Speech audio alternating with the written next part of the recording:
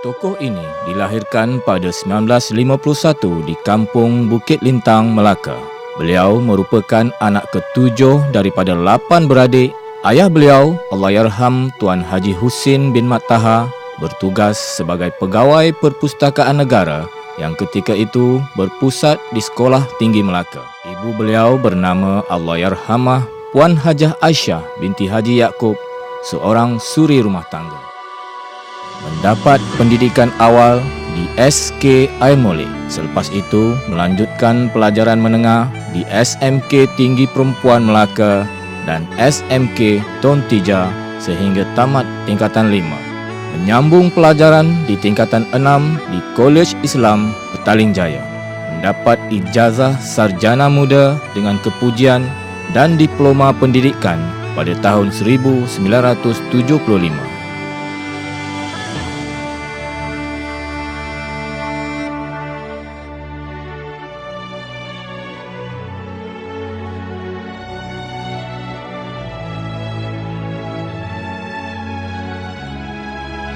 Cikgu Hajah Norbi telah memulakan kerjaya sebagai guru siswazah mulai Mei 1975. Mengajar di 4 buah sekolah menengah. Semasa menjadi guru, beliau tidak pernah menolak tugas yang diberi oleh pengetua kerana prinsipnya mengajar di kelas ni merupakan core business kita. Jadi kita mestilah merancang lebih awal dan bersedia lebih awal dengan bahan pengajaran. Jadi kalaulah itu kita buat, kita tak ada masalah. Ya, kita tak ada masalah apa ni dalam pengajaran. Sementara tugas-tugas sampingan yang pengetua bagi, itu merupakan peluang untuk kita menambah ilmu kita. Jadi rugi rasanya kalau kita tak buat tugas-tugas itu dengan baik.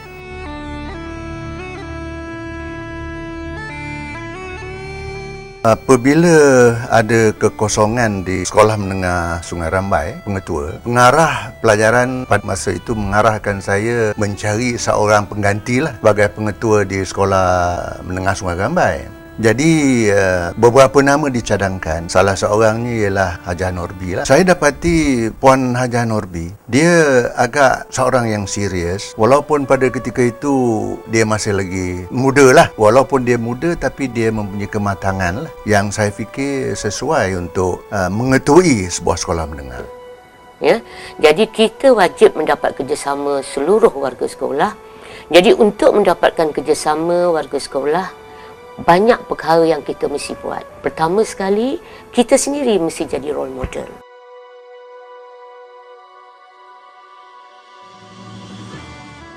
Pendekatan lah. Pendekatan autokratik, pendekatan demokratik. Dan satu lagi, laissez-faire lah. Jadi, dia pesan kat saya, Midah kita jadi ketua ni, kita tak boleh keras sangat. Ada ketika-ketikanya kita terpaksa laissez-faire lah. Tapi melibatkan dasar, dia terpaksa menggunakan autokratik lah. Pandangan awal bila beliau datang tu kita rasakan macam sama juga pengetua lain kan, tapi lama kelamaan kita tengok beliau ni badan saja kecil, wawasan memang bagus.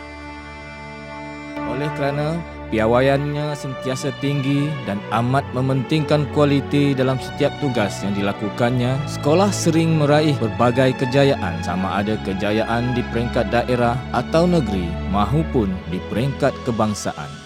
Dan saya rasa setiap sekolah tu saya memberi banyak kenangan manis lah. Misalnya Sekolah Menengah Kebangsaan Sungai Rambai, saya berjaya membina asrama desa dan asrama desa saya itu terpilih sebagai asrama desa terbaik. Dan paperwork yang saya sediakan diterima pakai dan dibentangkan di perkenaan. Sekolah-sekolah lain seperti Sekolah Menengah Durian Tunggal dan Sekolah Menengah SAS pun saya berjaya mendapat berbagai-bagai anugerah. Contohnya anugerah 3K, Johan Harapan Negara, anugerah kualiti Menteri Pendidikan.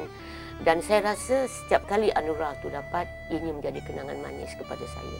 Di atas dedikasi Cikgu Hajah Norbi dalam bidang pengurusan pendidikan, pada Mac 2004, Cikgu Hajah Norbi telah dilantik sebagai Ketua Sektor Pengurusan Akademik Jabatan Pendidikan Melaka.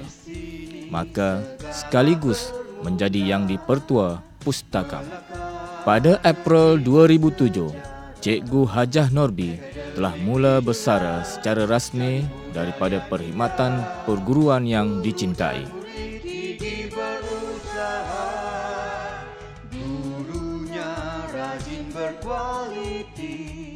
Sebagai mengenang jasa dan pencapaian Cikgu Hajah Norbi dalam dunia pendidikan, beliau banyak menerima anugerah dan pingat untuk menjadi tatapan dan semangat beliau sepanjang hayat. Mari semua bangun bersatu, kita bina hasrat bersama, kami berjanji dan berusaha. Saya harap semua guru kita, terutamanya di Negeri Melaka, dapat menjalankan tugas dengan ikhlas, jujur dan penuh bertanggungjawab, dan jangan sekali-kali mengharapkan ganjaran atau apa yang kita dapat daripada orang atas bila kita melakukan tugas itu.